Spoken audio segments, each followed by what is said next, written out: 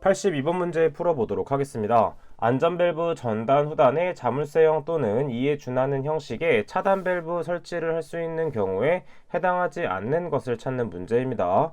1번 보기, 자동압력 조절 밸브와 안전밸브 등이 직렬로 연결된 경우라고 했는데, 이때는 직렬이 아니라 병렬로 수정을 해주셔야 됩니다. 따라서 정답은 1번이 된다는 것을 알 수가 있고, 나머지 보기들은 옳은 보기이기 때문에 가볍게 정독을 하고 넘어가 주시면 되겠습니다. 다음 문제 보도록 할게요. 84번 문제입니다. 산업안전보건법령상 대상 설비에 설치된 안전밸브에 대해서는 경우에 따라 구분된 검사 주기마다 안전밸브가 적정하게 작동하는지 검사하여야 한다. 화학공정 유체와 안전밸브의 디스크 또는 시트가 직접 접촉될 수 있도록 설치된 경우에 검사 주기로 옳은 것을 찾는 문제입니다. 해당 부분의 보기는 1번 보기가 정답이 되고, 나머지 안전밸브 전단에 파열판이 설치된 경우에는 2년마다 1회 이상, 그 다음에 평가 결과가 우수한 사업장의 안전밸브의 경우에는 4년마다 1회 이상 체크해주면 됩니다. 자, 그래서 이 문제는 넘어가도록 할게요. 85번 문제입니다. 위험물을 산업안전보건법령에서 정한 기준량 이상으로 제조하거나 취급하는 설비로서 특수화학 설비에 해당되는 것을 찾는 문제입니다. 자, 1번 보기, 가열시켜주는 물질의 온도가 가열되는 위험물질의 분해 온도보다 높은 상태에서 운전되는 설비는 특수화학 설비에 해당되는 보기입니다. 자, 그러면 나머지 보기들은 어디가 잘못되는지 한번 보도록 할게요. 게이지 압력으로 200kPa 압력으로 운전되는 설비라고 했는데, 이때는 980kPa 이상으로 운전되는 설비가 이에 해당되고, 그 다음에 이때 300도씨가 아니라 몇 도씨냐면 350도씨 이상인 경우에 운전되는 설비, 그 다음에 흡열 반응이 행하여지는 반응 설비가 아니라, 이때 흡열이 아니라 발열 반응에 해당해야 됩니다. 따라서 정답은 1번이 된다는 것을 알 수가 있고, 나머지 부분의 보기들도 옳은 상태를 다 체크하고 넘어가 주셔야 됩니다. 다음 문제 보도록 할게요. 87번 문제입니다. 리튬과 나트륨에 관한 설명으로 틀린 것을 찾는 문제입니다. 일반적으로 리튬은 은백색의 부드러운 금속으로서 알칼리 금속에 해당된다는 것을 정리해 주시면 되겠습니다. 자, 그럼 1번 보기 먼저 보도록 할게요.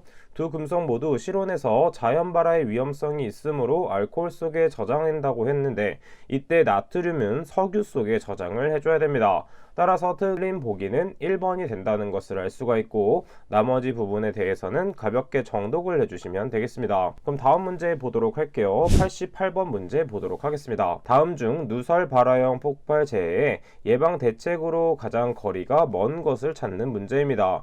이것은 기본적인 상식으로 풀 수 있는데, 폭발에 대한 재해를 예방하는 것이기 때문에 3번 보기를 보면 가연성 가스를 연소시키면 폭발이 더 일어날 수 있기 때문에 3번 보기는 해당하지 않는다라는 것을 쉽게 찾아낼 수가 있습니다. 자, 이것은 간단한 문제였기 때문에 넘어가도록 하고, 다음 문제 바로 보도록 할게요.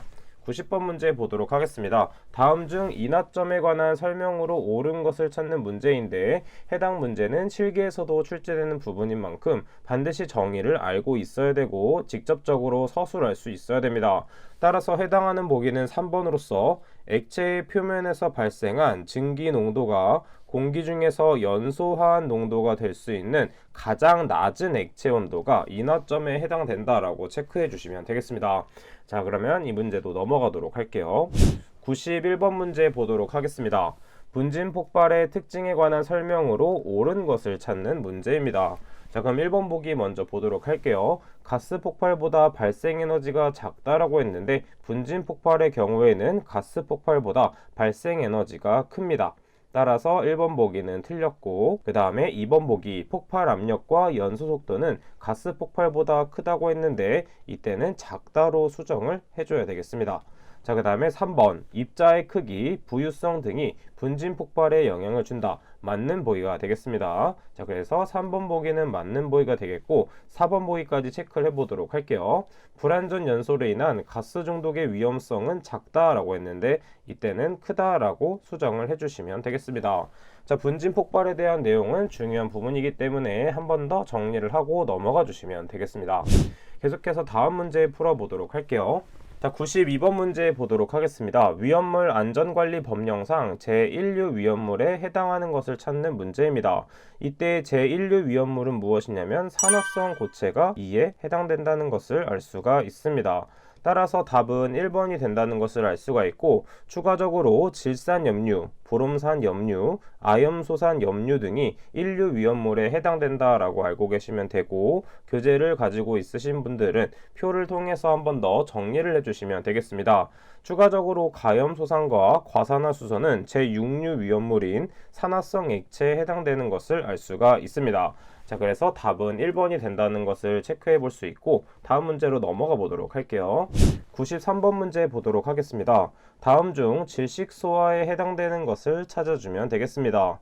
자, 이때 질식소화가 무엇이냐면 공기 중에 있는 산소 농도를 15% 이하로 낮춰서 산소의 공급을 차단하여 소화시키는 방법입니다.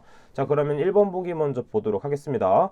가연성 기체의 분출 화재 시 주 밸브를 닫는다라고 했습니다. 자, 이때 주 밸브를 닫는다는 것은 가연성 기체 자체를 제거하는 것이기 때문에 해당 방법은 제거 소화에 해당된다고 볼 수가 있는 것이겠죠. 따라서 1번은 틀린 보기. 자, 그 다음에 2번 가연성 기체의 연쇄 반응을 차단하여 소화하는 방법이 있습니다. 자, 이것은 말 그대로 연쇄 반응을 차단하는 것이기 때문에 억제 소화에 해당된다고 볼 수가 있습니다.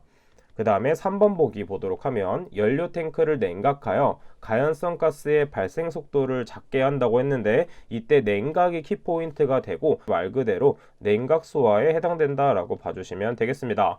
따라서 2번과 3번 모두 질식 소화에 해당되지 않고, 4번 보기를 보게 되면 연소하고 있는 가연물이 존재하는 장소를 기계적으로 폐쇄를 하여 공기의 공급을 차단하는 것이 바로 질식 소화에 해당이 됩니다. 따라서 옳은 보기는 4번이 된다는 것을 찾아낼 수가 있겠죠. 다음 문제 보도록 하겠습니다. 94번 문제입니다. 산업안전보건 기준에 관한 규칙에서 정한 위험물질의 종류에서 물 반응성 물질 및 인화성 고체에 해당하는 것을 찾는 문제입니다. 자, 이것은 이론 부분에서 제가 한번 암기법을 알려드렸는데, 어떤 암기법을 사용하면 되냐면 물이 콸콸 흐르는 나라의 황제, 알리에, 적토마 이렇게 암기해 주시면 됐었습니다. 한번 그럼 암기법을 적어보도록 할게요. 물이 콸콸 흐르는 나라의 황제, 알리에, 적토마입니다. 자, 그러면 이것은 어떤 식으로 연관 지어주면 되냐면, 먼저 물은 무엇이냐면 물반응성 물질 및 인화성 고체에 해당된다라고 봐주시면 되고, 이때 콸콸에서 콸은 무엇이냐면 칼륨에 해당됩니다. 칼륨. 그 다음에 나라의 황제의 나는 나트륨인 Na. 그 다음에 황제의 황은 어떤 것에 해당되냐면 황린, 황화인이 이에 해당이 됩니다. 이때 R은 무엇이냐면 알킬 알루미늄. 그 다음에 리는 무엇이냐면 리튬. 그 다음에 적은 정린. 그 다음 마지막으로 마는 무엇이냐면 마그네슘입니다. 자, 그래서 옳은 보기를 찾게 되면 칼륨과 나트륨이 이 암기법에 해당되기 때문에 3번 보기가 물 반응성 물질 및 인화성 고체에 해당된다는 것을 찾아낼 수가 있습니다. 해당 부분은 실기에서도 문제가 나오는 것이기 때문에 암기법으로 모든 물질을 한번 체크해 보는 것도 중요한 포인트가 되겠습니다. 그럼 계속해서 다음 문제 풀어보도록 할게요. 자, 그러면 98번 문제 보도록 할게요. 다음 중 최소 발화 에너지를 구하는 식으로 옳은 것을 찾는 문제입니다. 자, 해당 문제는 중요한 부분이기 때문에 반드시 알고 있어야 되고, 이때 정답은 3번이 된다는 것을 알 수가 있습니다. 자, 그래서 각각 인자들은 무엇이냐면, 이때 E는 최소 발화 에너지가 되고, 이때 C값은 콘덴서 용량이 되고, 그 다음에 V값은 전압이 된다 라고 암기를 해주시면 되겠습니다. 자, 그러면 다음 문제 계속해서 보도록 할게요.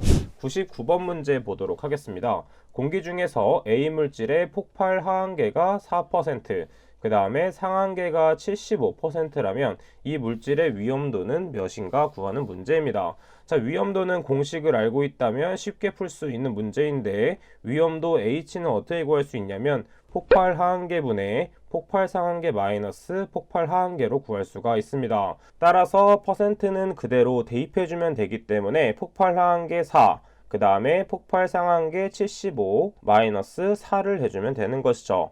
따라서 계산기에 그대로 대입을 하게 되면 17.75라는 값이 나오게 됩니다. 따라서 정답은 2번이 된다는 것을 알 수가 있고, 해당 문제는 많이 출제되고 있기 때문에 이 위험도를 구하는 공식은 반드시 알고 계셔야 됩니다. 자, 그럼 마지막 문제 풀어보도록 할게요. 100번 문제입니다. 다음 중 관의 지름을 변경하고자 할 때 필요한 관 부속품은 무엇인가? 자, 이때 정답은 리듀서가 이에 해당이 됩니다. 자, 이때 엘보는 무엇이냐면 관의 관로를 변경할 때 사용하는 것을 엘보라고 합니다. 나머지 부분은 이런 것이 있다 정도만 체크해주면 되고, 이 리듀서와 엘보만 따로 정리를 해주시면 되겠습니다. 자, 그러면 이번 영상은 여기까지 하도록 하겠습니다. 저는 그럼 다음 시간에 뵙도록 할게요. 감사합니다.